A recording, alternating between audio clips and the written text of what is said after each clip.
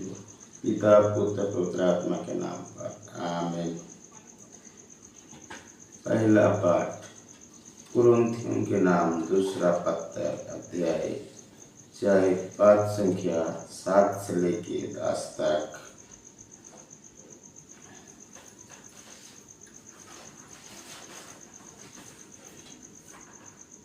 ये अमूल्य निधि हम है मिट्टी के पात्रों में रखी रहते हैं, जिससे ये निष्पट हो जाए कि ये अलौकिक समर्थ हमारा अपना नहीं बल्कि ईश्वर का है। हम कष्टों से घिरे रहते हैं परंतु कभी हार नहीं मानते। हम परेशान होते हैं परंतु कभी निराश नहीं होते। हम पर अत्याचार किया जाता है परंतु हम अपने को परित्यक्त नहीं पाते। हमको पछाड़ दिया जाता है परंतु हम नष्ट नहीं होते। हम हर समय अपने शरीर में ईसा के दुख भोग तथा मृत्यु का अनुभव करते हैं, जिससे ईसा का जीवन भी हमारे शरीर में उपेक्षित जाए। हम जीवित रहते हुए ईसा के कारण निरंतर मृत्यु का सामना करना पड़ता है, जिससे ईसा का जीवन भी हमारे नश्वर शरीर में प्रत्यक्ष हो जाए। इस प्रकार हम में मृत्यु क्रियाशील है और आप लोगों में जीवन। धर्म ग्रंथ कहता है, मैं विश्वास किया और इसीलिए मैंने बोला। हम विश्वास के उसी मनोभाव से प्रेरित हो। हम विश्वास करते हैं और इसलिए हम बोलते हैं। हम जानते हैं कि जिसने प्रभु ईसा को पुनर्जीवित किया, वही ईसा के साथ हमको भी पुनर्जीवित कर देगा और आप लोगों के साथ हम आपको भी अपने साथ रख लेगा। सब कुछ आप लोगों के लिए हो रहा है ताकि जिस प्रकार बहुतों में कृपा बढ़ती जाती है, उसी प्रकार ईश्वर की महिमा के लिए धन्य की प्रार्थना करने वालों की संख्या बढ़ती है। यह प्रभु की वाणी है।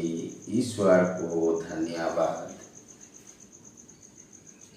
सुसमाचार संत मत्ती के अनुसार पवित्र सुसमाचार अध्याय 20 पद संख्या 20 से 28 तक।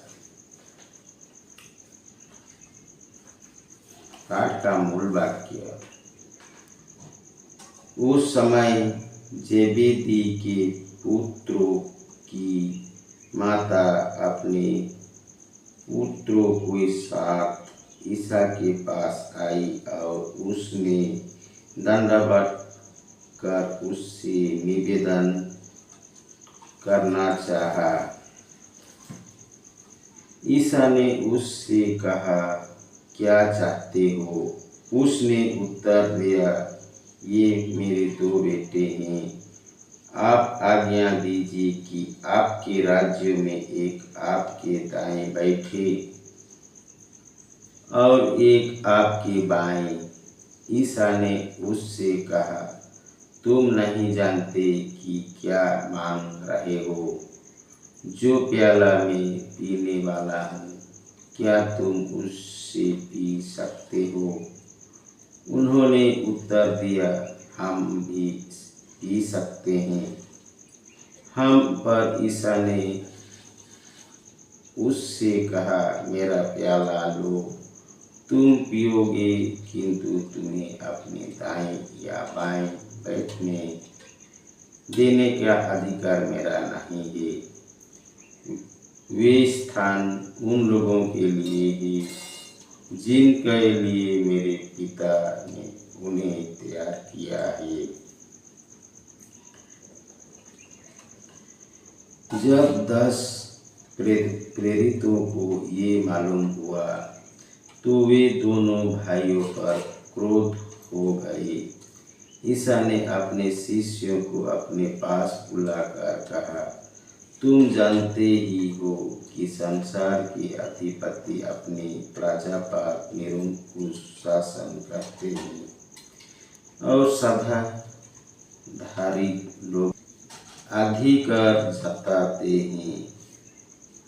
तुम में ऐसी बात नहीं होगी जो तुम लोगों में बड़ा होना चाहते हैं वो तुम्हारा सेवक बने, और तुम जो में प्रधान होना चाहते हो वो तुम्हारा दास बने, क्योंकि मानव पुत्र भी अपनी सेवा करने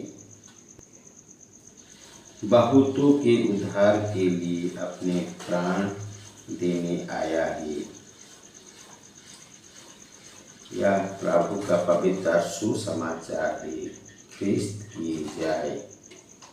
सुबह की प्रार्थना। प्रणाम मरिया, कृपा पूर्ण प्रभु तेरे साथ है, धन्य तू स्त्रियों में और धन्य तेरे गर्भ का फल यीशु। हे संत मरियम, परमेश्वर की माँ, प्रार्थना कर हम पापियों के लिए अब और हमारे मरने के समय आमीन।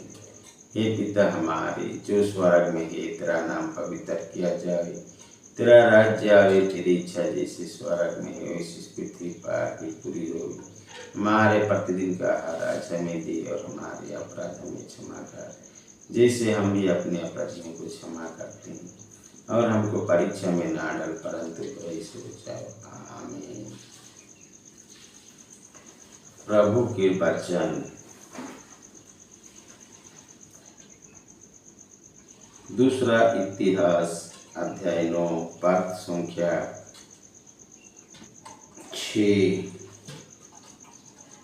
जब तक मैंने आकर अपनी आँखों से नहीं देखा था तब तक मुझे उस पर विश्वास नहीं था, तो मुझे आधा ही नहीं बताया गया था।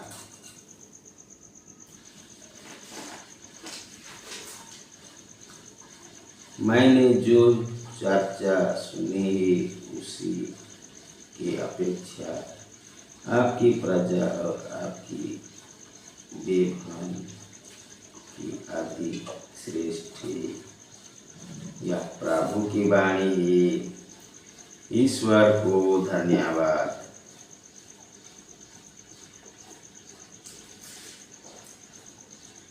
स्तोत्र का ग्रंथ अध्याय 10 पद संख्या। नहम्याह का ग्रंथ अध्याय 5 पद संख्या 12। इस पर उन्होंने कहा, हम उन्हें वापस दे देंगे और इसके बाद उनसे कुछ नहीं मांगेंगे। आपकी जैसी आज्ञा है हम वैसे ही करेंगे। अब मैं याजकों को बुलाकर उनसे ये प्रतिज्ञा पूरी करने की शपथ ली। यह प्रभु की वाणी है। ईश्वर को धन्यवाद। पिता पुत्र पवित्र आत्मा की बड़ाई होगी, जय स्वर्ग में थी आदि और अनंत काल तक सदा रहेगी। आमीन। यीशु मरिया जोसेफ, यीशु मरिया जोसेफ, यीशु पवित्र दिल तेरा राज्य आवे। पिता पुत्र पवित्र आत्मा के नाम पर आमीन। जय यीशु। 3 मोर्दायक ने कहा, ये सब ईश्वर की ओर से हुआ है। यह प्रभु की वाणी है। ईश्वर को धन्यवाद।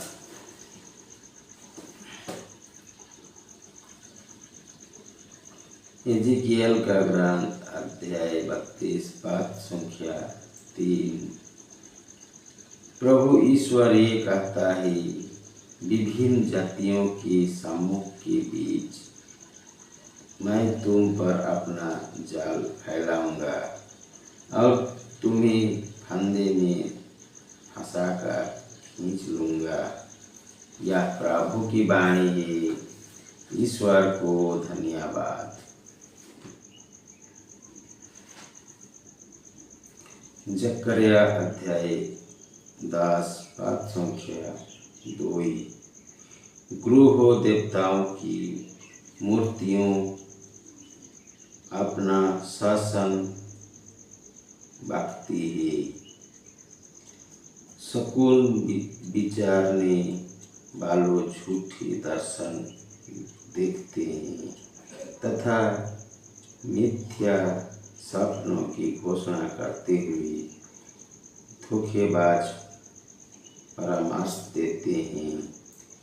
कई अचरज नहीं कि लोग भेड़ों की तरह भटकने लगते हैं।